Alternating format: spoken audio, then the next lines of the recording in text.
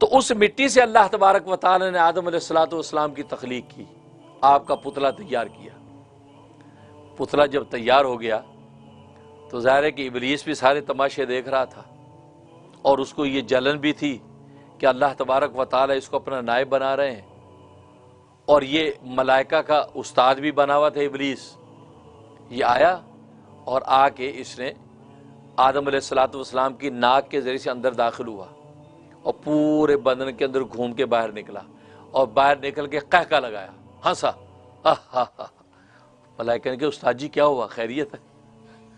کہا کہ کچھ نہیں ہے، یہ اللہ نے ایسے اس کو نائب بنایا ہے، کسی کام کا نہیں ہے، کوئی نیابت نوبت نہیں ہونی اس سے۔ خوش ہوا، کہا جی کیوں؟ کہا اس لیے کہ اس کا اللہ نے جوف بنایا، جوف پیٹ کو کہتے ہیں، جوف بنایا اور وہ خالی ہے، اور خالی جوف کی نوعیت یہ ہے کہ اگر وہ خالی رہے گا تو اس کی کمر جھکی رہے گی، کسی کام کا نہیں، کیونکہ پیٹ میں روٹی نہیں ہے، کھانا نہیں ہے، بھوکا ہے، خالی پیٹ ہے، تو اس کی کمر جھکی رہے گی، کسی کام کا نہیں۔ اور جب اس جوف کو کھانے پینے سے بھر لے گا تو اس کھانے پینے کی اس پر غنودگی ایسی طاری ہوگی پھر بھی گرا رہے گا، کھانے میں بھی غنودگی اور نہ کھانے میں بھی کمر جھکی رہے گی۔ جو اللہ نے اس کو نیابت کے جو کام دیے، کام کچھ نہیں کر سکے گا، لہذا پریشان ہونے کی ضرورت نہیں۔ یہ بات کہی، اور لکھا ہے کہ جب باہر نکلا تو غصے سے اس نے حسد و جلن میں تھوکا، پھر یہ تھوکا تو تھوک آدم علیہ السلام کے اوپر گرا۔ اللہ تبارک و تعالی نے اس تھوک کو محفوظ رکھا، اس تھوک سے اللہ تبارک و تعالی نے کتے کو پیدا کیا۔ یہ جو کتا ہے نا، ڈاگ، اس تھوک سے پیدا ہوا جو ابلیس نے تھوکا تھا۔ ڈاگ کی تخلیق اللہ تبارک و تعالی اس تھوک سے کی ہے کہ جو آدم علیہ السلام کے اوپر تھوکا تھا اس نے۔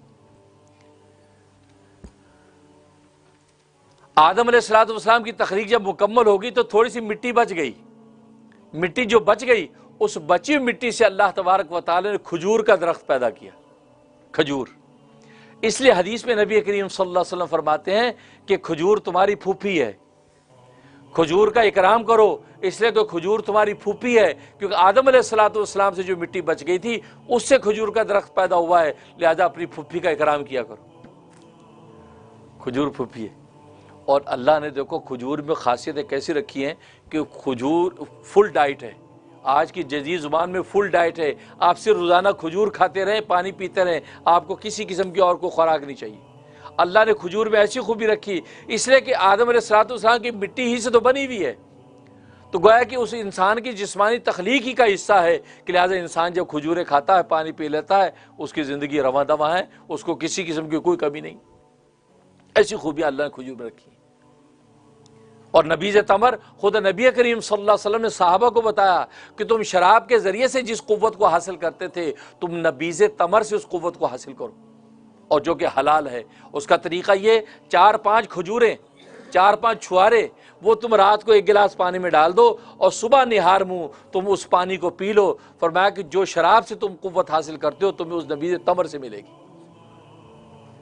وہ حرام تھا، یہ حلال ہے، حالانکہ اسی کھجور کے پروسیس سے جب شراب بن جاتی ہے تو حرام ہو جاتی ہے۔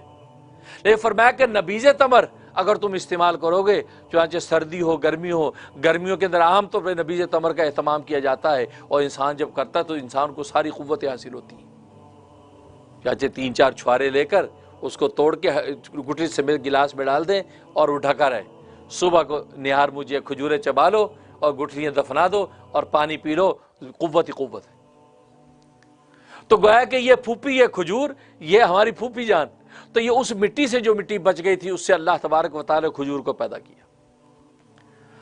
تو یہ ابلیس جو اس سے جو تھوکا تھا اس سے یہ کتا پیدا ہوا، اور آدم علیہ السلام کے اندر جب اللہ تبارک و تعالی روح ڈالی اور آپ نے چھینک ماری، چھینک، وہ جو چھینک ماری ہے اس چھینک کو اللہ تبارک و تعالی نے محفوظ کر لیا تھا۔ یہ وہ چھینک تھی جو چھینک حضرت جبرائیل علیہ السلام نے جو حضرت مریم علیہ السلام کے سینے میں پھونکی تھی، جس سے عیسیٰ علیہ السلام پیدا ہوئے۔ تکبیر، اللہ اکبر، تکبیر، اللہ اکبر۔ یہ اللہ کی تکوینی حکمت ہے۔ یہ وہ چھینک تھی آدم علیہ السلام کی جس کو اللہ نے محفوظ رکھا، پھر جبرائیل علیہ السلام کے ذریعے سے اس کو سور بنا کے پھونکا مریم کے سینے میں، تو حضرت عیسیٰ علیہ السلام کی پیدائش ہوئی۔ تو یہ اس طریقے سے آدم علیہ السلام کا یہ پتلا تیار ہوا کہ جس کے اندر یہ اوصاف و کمالات رکھے۔ تو ملائکہ نے یہی کہا کہ اتجعل فیہا من یفسد فیہا، اور یہ ملائکہ نے ادب کے ساتھ بطور تجویز کے اللہ کے سامنے یہ بات رکھی، کوئی اعتراض مقصود نہیں تھا۔